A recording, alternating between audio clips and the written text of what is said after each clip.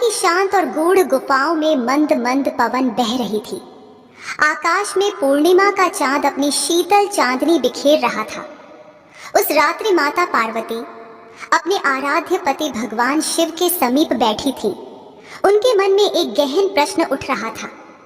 उन्होंने धीरे से भोलेनाथ से कहा, स्वामी, संसार में अनगिनत लोग आपको प्रसन्न करने के लिए विविध साधन अपनाते हैं। कोई मंत्र जप करता है, कोई यज्ञ हवन करता है, कोई कठोर तप करता है, तो कोई आपके चरणों में जल, दूध और बिल्वपत्र चढ़ाता है। किंतु मैं जानना चाहती हूँ, इन सब में सबसे महान भक्ति कौन सी है, जो सीधे हृदय से आपको प्रिय हो जाती है। भगवान शिव ने पार्वती की ओर गहन दृष्टि डाली। उनके त्रिनयन में दिव्य करुणा और असीम ज्ञान की ज्योति झलक रही थी। वे मंद स्मित कर बोले, देवी, तुम्हारा प्रश्न अत्यंत गूढ़ है और युगों से साधक इसका उत्तर खोजते आए हैं। भक्ति केवल बाह्य आचरण से नहीं होती, उसका मूल भाव भीतर छिपा रहता है। आज मैं तुम्हें एक प्राचीन कथा सुनाऊंगा, जिससे यह स्पष्ट हो जाएगा कि सबसे बड़ी भक्ति कौन सी है। इतना कहकर महादेव ने अपनी जटाओं को हल्का सा झटका और एक दिव्य दृश्य प्रकट कर दिया। पार्वती को लगा जैसे वे समय के प्रवाह में पीछे लौट रही हो। सामने एक प्राचीन नगर और उसमें रहने वाला एक साधारण किसान दिखाई दिया, जो दिन रात कठिन परिश्रम करता था, पर हर कार्य से पहले शिव नाम का स्मरण अवश्य करता था। भगवान शिव ने कहा, देवी, इस किसान की कथा से तुम समझ पाओगी कि भक्ति का असली स्वरूप क्या है। उस प्राचीन नगर का नाम था कृपालपुर। यहाँ के लोग साधारण जीवन जीते थे, खेती बाड़ी करते और आपस में भाईचारे से रहते। उसी नगर में एक किसान रहता था, जिसका नाम था धनंजय। उसका घर कच्ची मिट्टी का बना हुआ था, जिसमें उसकी पत्नी गौरी और 2 छोटे बच्चे रहते थे। धनंजय का जीवन साधारण था, न कोई बड़ा धन संपत्ति, न वैभव, न कोई विशेष विद्वता, किंतु उसमें एक विशेषता थी। हर काम की शुरुआत वह ओम नमः शिवाय कहकर करता और हर सांस में भगवान शिव का स्मरण करता। सुबह होते ही वह सबसे पहले अपनी गौशाला में जाता, गाय का माथा सहलाकर कहता, भोलेनाथ का आशीर्वाद है कि ये गाय मुझे दूध देती है। खेत में हल चलाते समय भी वह अपने बैल को थपथपाकर कहता, ये भी महादेव के रूप हैं, जो मेरे लिए धरती को जोत रहे हैं। उसकी पत्नी अक्सर मुस्कुराकर कहती, तुम तो हर जगह शिवजी को देख लेते हो, कभी बच्चों में, कभी जानवरों में, कभी पड़ोसियों में। धनंजय हंसकर उत्तर देता, देवी, जब शिवजी सर्वव्यापक हैं, तो उन्हें केवल मंदिर में ही क्यों खोजें? जो भोजन हम खाते हैं, जो जल हम पीते हैं, जो लोग हमारे आसपास हैं, सब उन्हीं के अंश हैं। नगर के अन्य लोग उसे साधारण और कभी कभी मूर्ख भी मान लेते, कहते, ये किसान बहुत भोला है, न पढ़ा लिखा, न कोई बड़ा पूजा पाठ जानता, बस हर समय शिव शिव करता रहता है। किंतु देवताओं की दृष्टि में धनंजय की यह भक्ति अनोखी थी। वह न तो शास्त्रों के कठिन मंत्र जानता था, न हवन कुंड में आहुति देता, न किसी बड़े यज्ञ का आयोजन करता। उसकी भक्ति का आधार केवल निर्मल हृदय और निस्वार्थ सेवा थी। एक दिन नगर में शिवरात्रि का पर्व आया। नगरवासी सब मिलकर मंदिर में भव्य आयोजन करने लगे। कहीं ढोल नगाड़े बज रहे थे, कहीं लोग दूध दही बिल्वपत्र एकत्र कर रहे थे। बड़े बड़े पंडित और व्यापारी आकर अपनी हैसियत के अनुसार चढ़ावा चढ़ाने लगे। मंदिर में सोने चांदी के आभूषण तक अर्पित किए गए। धनंजय के पास तो इतना कुछ नहीं था। उसने सोचा, मेरे पास तो बस यह थोड़ी सी खेती और घर में रखा दूध है, मैं इससे बढ़कर क्या चढ़ा सकता हूँ भोलेनाथ को। उस रात उसने मन में निश्चय किया। वह अपने खेत में गया, वहां से सबसे सुंदर और ताजा अन्न के दाने चुने, अपनी गाय का दूध निकाला और एक मिट्टी के घड़े में भर लिया। रास्ते में चलते हुए उसने मन ही मन बार बार ओम नमः शिवाय का जप किया। मंदिर पहुंचा तो वहां भारी भीड़ थी। लोग भव्य वस्त्रों में, हाथों में फूल मालाएं, चांदी की थालियां और कीमती उपहार लिए खड़े थे। उनकी चमक दमक में धनंजय का मिट्टी का घड़ा और चुटकी भर अन्न बहुत छोटा लग रहा था। लोग उसका मजाक उड़ाने लगे। अरे देखो, किसान आया है मिट्टी के घड़े में दूध और मुट्ठी भर अन्न लेकर। क्या भोलेनाथ ऐसे गरीब चढ़ावे से प्रसन्न होंगे? धनंजय मुस्कुराया और बोला, भाइयों, मेरे पास जितना था उतना ही लाया हूं। मैं दिल से लाया हूं, यही मेरी पूजा है। वह सीधे शिवलिंग के पास पहुंचा और घुटनों के बल बैठ गया। उसने आंखें बंद कर ली और मिट्टी का घड़ा दोनों हाथों से उठाकर धीरे धीरे शिवलिंग पर उड़ेलने लगा। उस क्षण मंदिर का वातावरण बदल गया। अचानक हवा में एक अद्भुत सुगंध फैल गई। घंटों की ध्वनि अपने आप गूंजने लगी और लोगों को लगा जैसे स्वयं महादेव शिवलिंग से प्रसन्न होकर मुस्कुरा रहे हों। पंडितों और धनी लोगों ने आश्चर्य से देखा कि उनके सोने चांदी के चढ़ावे फीके पड़ गए, किंतु उस मिट्टी के घड़े का दूध दिव्य प्रकाश में बदल गया।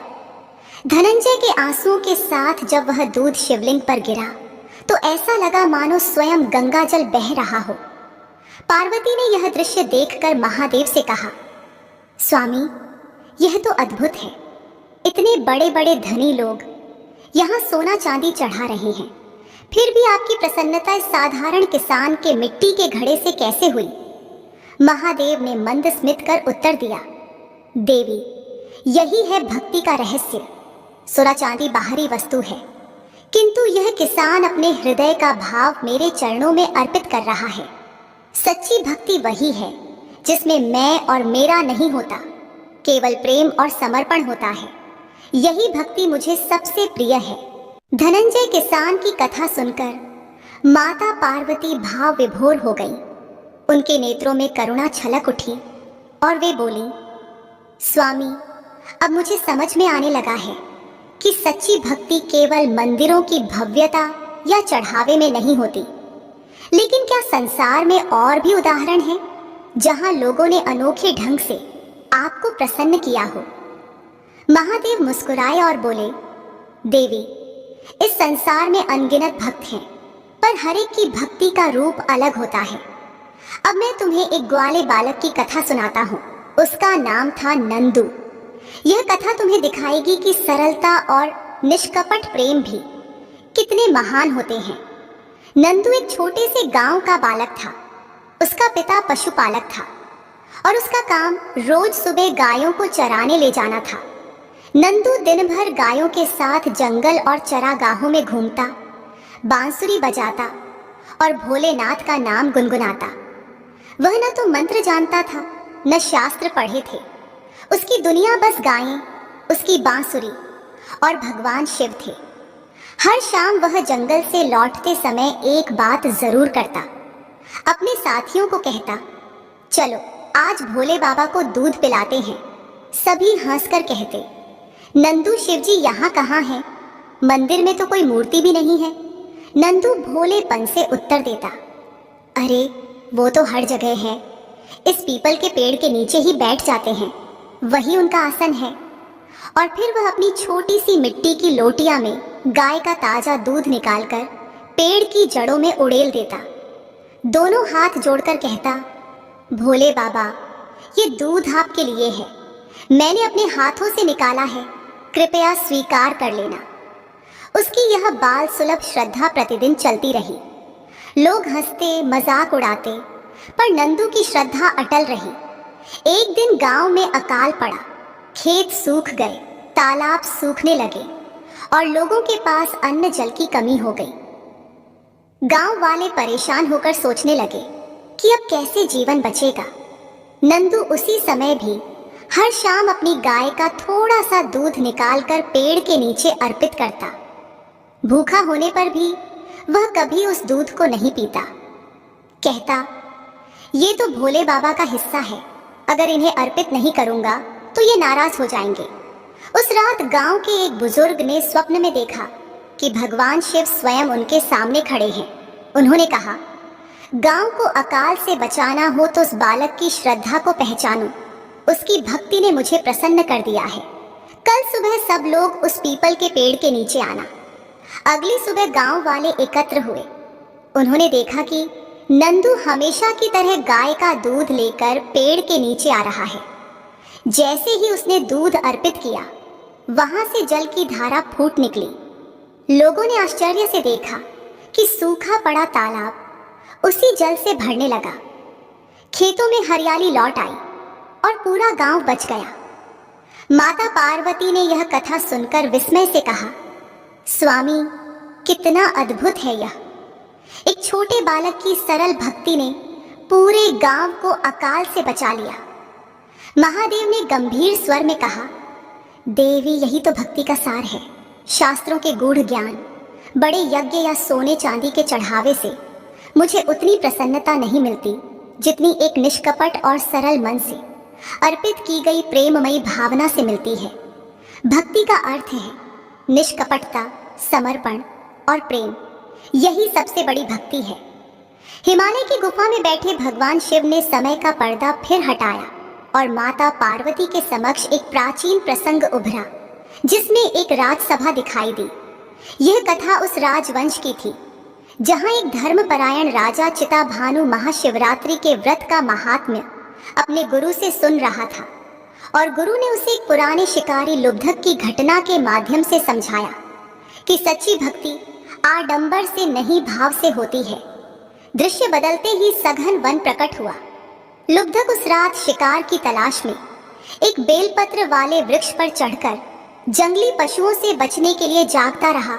उसकी पोटली में सूखा अन्न था और आंखों में भय। रात भर जागते हुए उसकी थकी उंगलियां अनायास बेल के पत्ते तोड़कर नीचे गिराती रहीं। अंधेरे में उसे झांक न था कि वृक्ष के नीचे स्वयंभू शिवलिंग है, जिस पर वे पत्ते एक एक कर गिरते जा रहे हैं। प्यास लगी तो घड़े से टप टप गिरता जल भी लिंग पर ही झरता रहा। प्रहर बदलते गए। मन में शिव का कोई मंत्र नहीं, हवन नहीं, पूजा विधान नहीं, बस जीवन बचाने की जिजीविषा और सतत जागरण। भोर की पहली किरण के साथ जैसे ही पशुओं का खतरा टला, लुब्धक वृक्ष से उतरा तो उसे विचित्र शांति का अनुभव हुआ, मानो भय की जड़ कट गई। नियति ने उसी दिन उसके अंतःकरण को बदल दिया और वह हिंसा का मार्ग छोड़कर जीवों के प्रति करुणा से भर गया। शिवलिंग पर गिरे बेलपत्र और जल का कोई बाहरी अर्थ उसके लिए न था, पर भीतर जो जागरण हुआ वही वास्तविक उपवास और उपासना बनी। भगवान शिव ने पार्वती से कहा कि लुब्धक की कथित पूजा में रीति भले न थी, किंतु अनजाने में भी जो निरंतरता, जागरण और अंततः अहिंसा का भाव उत्पन्न हुआ, वही भक्ति की गूढ़ता है। क्योंकि भक्ति का मर्म है चित्त की सजगता, हिंसा से विरक्ति और सत्य के प्रति जागना। इसलिए मैंने उस अनगढ़ अनभ्यस्त हृदय को भी स्वीकार किया।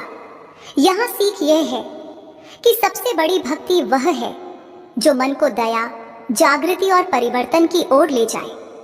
अब दृश्य एक आश्रम का हुआ जहां एक बालक ने समय को ही चुनौती दे दी थी। पार्वती ने उस तेजस्वी बालक को देखा जिसकी हथेलियों में पुष्प और आंखों में केवल एक नाम बसता था। यह था मार्कंडेय, जिसे अल्पायु का दाय मिला था, पर उसने भय की जगह आश्रय चुना और शिवलिंग से लिपटकर एकाग्र चित्त से स्मरण करता रहा। यमदूत आए, काल का फंदा बढ़ा, किंतु बालक का चित्त अचल पर्वत सा। उसकी भक्ति में याचना कम और विश्वास अधिक था। वह न फल की प्रार्थना कर रहा था, न मृत्यु से वाद विवाद। वह तो बस शिव में विश्रांत हो गया था। उसी क्षण यम का पाश शिवलिंग पर पड़ा और महाकाल स्वरूप शंकर प्रकट हुए। कथा का मूल यही कि जब भक्ति भय को भंग कर देती है और साधक का भरोसा ईश्वर में श्वास की भांति निरंतर हो जाता है, तब भक्ति केवल पूजा नहीं रहती, वह अस्तित्व की सहज धारा बन जाती है। मार्कंडेय की भक्ति का सार यह था कि वह संकट के क्षण में भी डगमगाया नहीं। उसकी भक्ति अनन्य और निष्काम थी, बिना सौदेबाजी के समर्पण, नाटक नहीं, विलाप नहीं, बस निजदेव में तादात्म्य। भगवान शिव ने पार्वती से कहा कि ऐसी भक्ति काल सर्प के पन पर भी कमल रख देती है, क्योंकि यह भक्ति किसी सिद्धि का साधन नहीं बल्कि सत्य में टिक जाने का नाम है। जो भक्ति भय को मिटा दे और धर्म में स्थिर कर दे, वही पराभक्ति की सीढ़ी है। अगला प्रसंग एक ऋषि शिलाद और उनके पुत्र नंदी का था। शिलाद ने तब से संकल्प पाया था कि उन्हें ऐसा पुत्र मिले जो मृत्यु भय से परे हो। नंदी उसी वरदान का फल था। बचपन से उसका चित्त शिव में रमा। वह गौशाला में सेवा करता, गोधूली में आकाश की ओर देखकर शिव नाम जपता। उसकी भक्ति का स्वरूप कर्म में था। वह वेद पाठी नहीं था, किंतु विनय उसका आभूषण। एक दिन देवगण ने संकेत दिया कि नंदी की आयु सीमित है, तो भी नंदी के चेहरे पर भय न आया। उसने कहा कि जो श्वास मुझे शिव ने दिया है, वही श्वास शिव को समर्पित रहेगा। यही कहकर उसने अपना जीवन नाव की तरह सेवा के जल पर छोड़ दिया। गौ सेवा, अतिथि सत्कार, वृक्षों की रक्षा, आश्रम का अनुशासन और हर कर्म के आरंभ में शिव स्मरण। उसके समर्पण से प्रसन्न होकर महादेव ने उसे अपना गणपति किया। नंदी का शिवद्वार पर स्थान सिर्फ मंत्रों से नहीं मिला था, वह उसे इसलिए मिला क्योंकि उसने हर कर्म को भक्ति बनाया। भगवान शिव ने कहा कि जब जीवन का श्रम, आजीविका का परिश्रम और परिवार का निर्वाह भी स्मरण भाव से जुड़ जाए, तो वही कर्मयोगी भक्ति बन जाता है। यह भक्ति मंदिर की चौखट से बाहर खेत, गौशाला, रसोई और मार्ग तक फैलती है और यही व्यापकता उसे महान बनाती है। दक्षिण दिशा की ओर सरकता दृश्य एक गहन वन का रूप लेने लगा। घने वृक्षों की छाया, पत्तों से छनकर आती हुई सूर्य की हल्की किरणें और पक्षियों का कलरव उस वातावरण को जीवंत बना रहे थे। उसी वन में एक वनचारी रहता था जिसका जीवन साधारण था। वह न तो वेद शास्त्रों का जाता था, न ही किसी बड़े अनुष्ठान या यज्ञ का पारखी। दिन भर शिकार करना और अपने परिवार का भरण पोषण करना ही उसकी दिनचर्या थी। समाज में कोई उसे संत या पंडित नहीं मानता था, लेकिन उसका हृदय अत्यंत सरल और निर्मल था। वनचारी की आदत थी कि जब भी उसे जंगल में विश्राम करना होता, वह एक स्थान पर बैठकर अपने मन में अनजाने ही भगवान शिव का स्मरण करता। उसे शास्त्रीय विधियां नहीं आती थी, न ही पूजा पाठ के नियमों की जानकारी थी, लेकिन उसका हृदय कहता था कि कहीं कोई दिव्य शक्ति है जो उसकी सुनती है, जो सच्चे भाव को पहचान लेती है। एक दिन शिकार करते करते वह गहरे जंगल में पहुंच गया। संध्या ढल चुकी थी और भयावह अंधकार फैल रहा था। शेर भालुओं से भरे उस जंगल में उसे सुरक्षा का स्थान चाहिए था। तलाशते तलाशते वह एक बेलपत्र वाले वृक्ष पर चढ़ गया। उसने मन को स्थिर करने के लिए ऊपर बैठे बैठे अपने पास रखे जल को हथेलियों में भरकर नीचे उंडेलना शुरू कर दिया।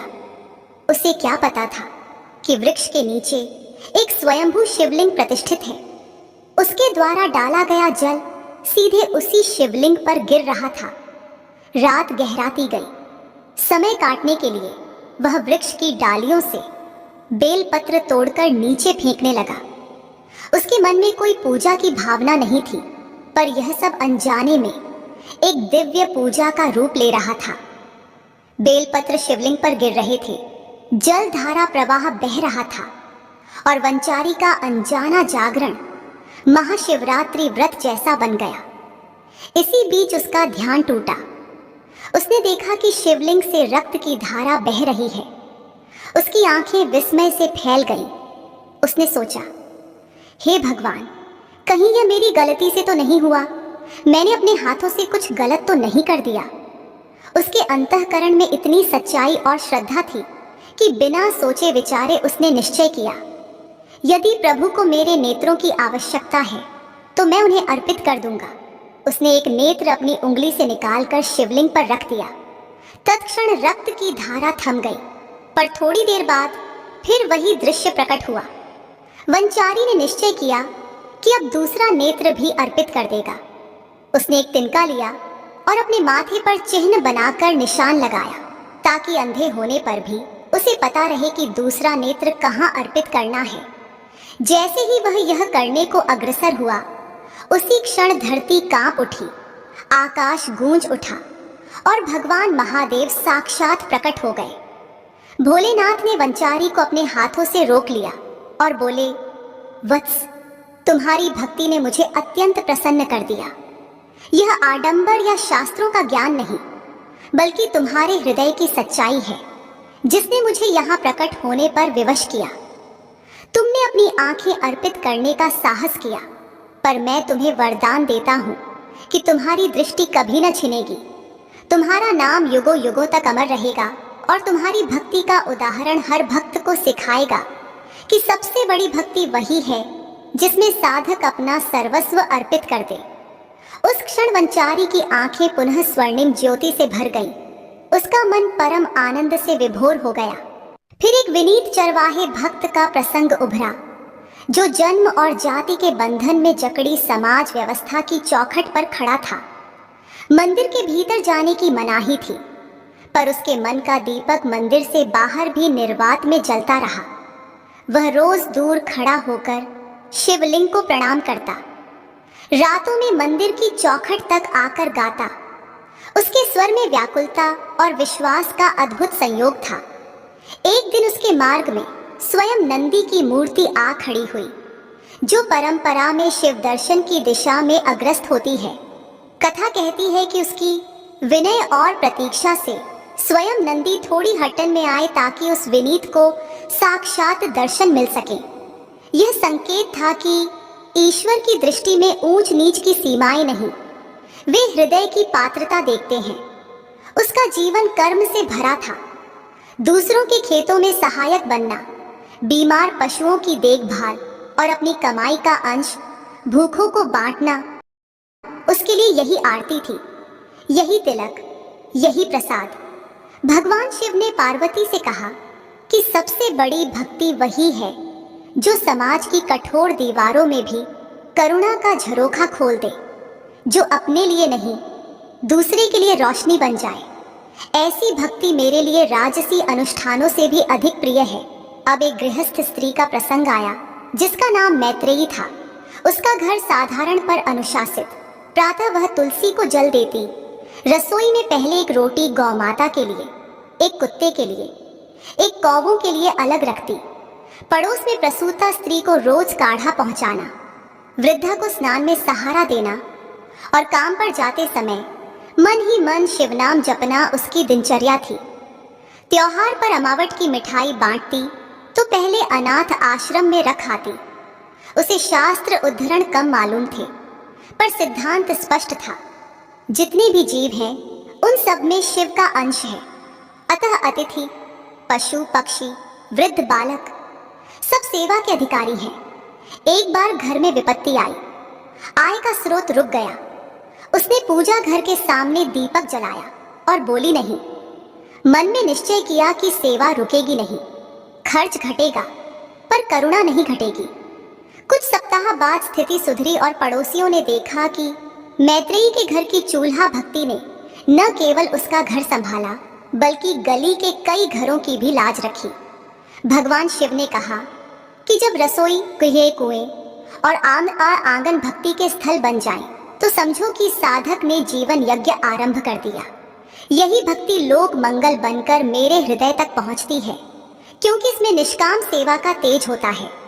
इन प्रसंगों के पश्चात भगवान शिव ने चरणों के पास बिखरे फूल समेटते हुए माता पार्वती के मन में उठते सूक्ष्म प्रश्न का उत्तर स्वयं दिया कि भक्ति का बाहरी वैभव महत्वहीन नहीं, पर वह तब तक पूर्ण नहीं जब तक भीतर प्रेम, दया, सत्य और अहिंसा का स्थिर आधार न हो।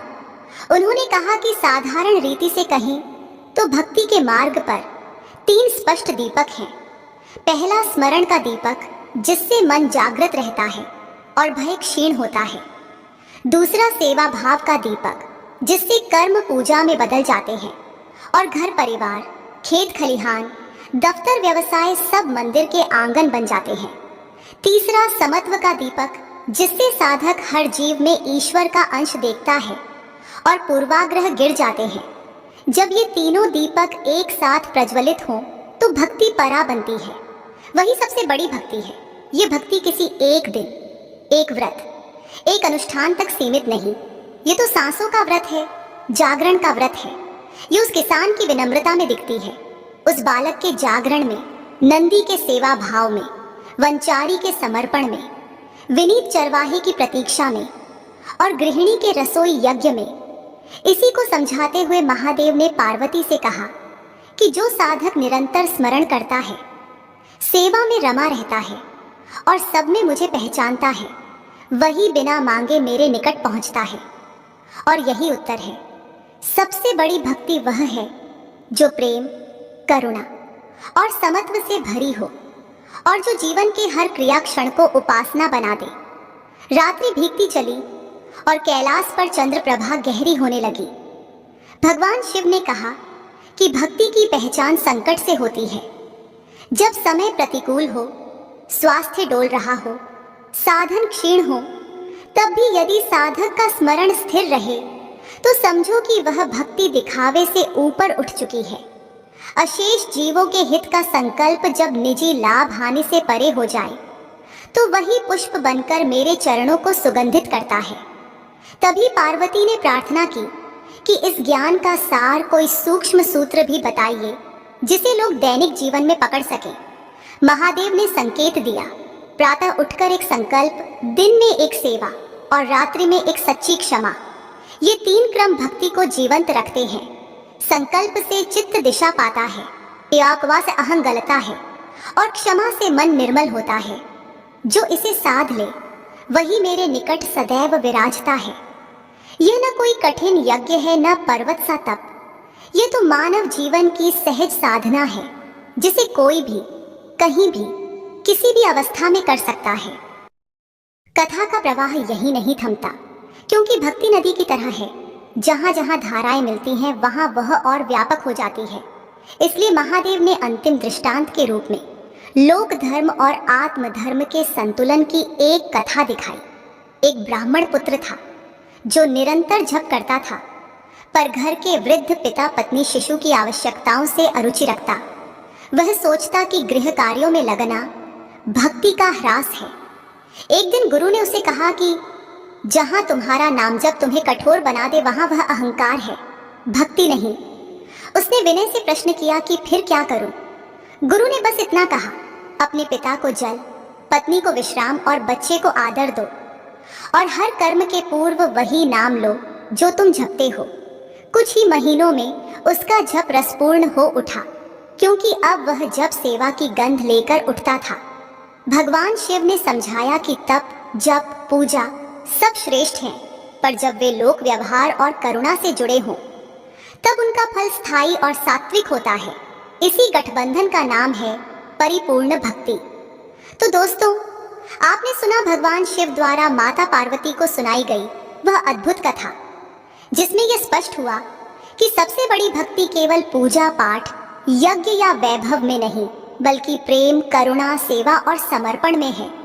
चाहे वह साधारण किसान हो, ग्वाले बालक हो, लुब्धक शिकारी, नंदी, गृहिणी या कोई विनीत चरवाहा, सबके जीवन से यह सीख मिलती है कि जब हम हर प्राणी में भगवान को देखें, जब सेवा को पूजा बना दें और जब भय और अहंकार को त्याग कर प्रेम में लीन हो जाएं, तब वही सच्ची और सबसे महान भक्ति होती है। यही भक्ति हमें ईश्वर के निकट ले जाती है और जीवन को सार्थक बनाती है। दोस्तों, अगर ये कहानी आपके दिल को छू गई हो तो इसे लाइक जरूर करें। इसे अपने प्रियजनों और परिवार के साथ शेयर करें ताकि और लोग भी इस गहन संदेश को समझ सकें। और हाँ, हमारे चैनल सुनो कहानियान को सब्सक्राइब करना बिल्कुल मत भूलिए, क्योंकि आपके सहयोग से ही हमें और भी नई और प्रेरणादायक कहानियां बनाने की प्रेरणा मिलती है। अब आप कमेंट में जरूर लिखकर बताइए आपको इस कथा का कौन सा प्रसंग सबसे ज्यादा हृदय को छू गया। फिर मिलेंगे एक नई रोचक और ज्ञानवर्धक कथा के साथ। हर हर महादेव।